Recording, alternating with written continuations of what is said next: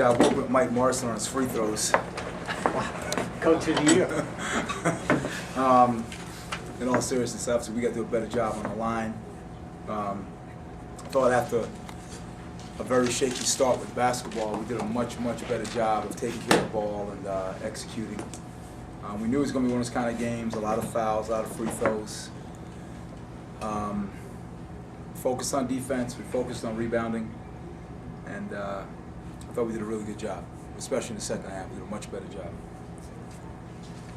Can you talk about being up at the half despite poor free throw shooting, turnovers, and Pearson being on the bench for so long? It says a lot about our depth and just how we continued to guard. I think we held them 25% from the floor in the first half, which was key. When you're not playing well, you got to have the maturity to defend. You can't allow bad things on offense to impact your defensive energy and awareness, and that's something that we didn't do against the Canes. We were really disappointed about that and made a point of emphasis to make sure we guard. I felt we only had one or two times where we didn't get back in transition. We did a much better job, again, playing through adversity. Can you talk about Ryan's second half? I mean, he only played 7 minutes in the first. He still had 8 points. He's a big-time player, but I think he can play much better. You know, he's starting to commit himself even more to rebounding, but I think there are other areas of his game that he can get better, and I've been getting on him in practice about it, just, you know, providing more energy. He's energetic when he's scoring, he's energetic when he's rebounding, but defensively tonight I thought he did a much better job. We were, as bad as we were Wednesday night, we were that good tonight, just rotating, moving our feet, and getting in the way. It seemed like Vaughn snapped out of his shooting slump tonight. He had 2 big threes, put you up by double digits. You kind of, you know, kept that lead from there. Can you talk about him? You know, he's been shooting the ball a lot better. Patrell's one of those guys.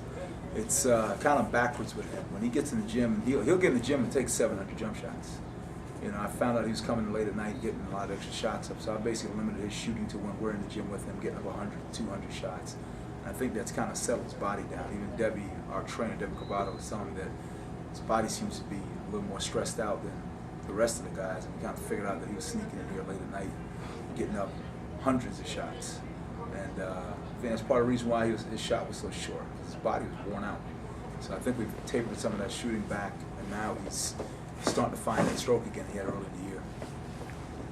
Statistically, I think Andre played better on Wednesday night, but what do you think about his performance tonight? You know, when a guy comes back from a layoff like that, I said it to Bill Rowland before the game, I kind of expect him to have a step backwards. That just happens. You play on adrenaline that first game, and he was much quicker. Today, his body probably caught up to him a little bit. Usually it takes guys 3 or 4 games before they get there and they get back into the rhythm. So I said it before the game. I was hoping I was going to be wrong. I was hoping it was going to be different, but my years, that's what happens when a guy comes back from a layoff. First game, they look like gangbusters. Second, third game, they're like, you know, just timing is off. I mean, the first pass, you could tell his timing was way off. I don't know what he was thinking.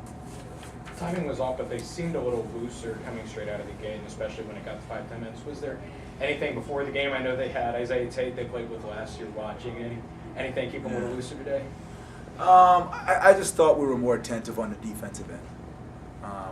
You know, it was so disappointing to see us play defense where we played the other night, and obviously Duquesne had something to do with that. In particular because we had practiced so well going into that game.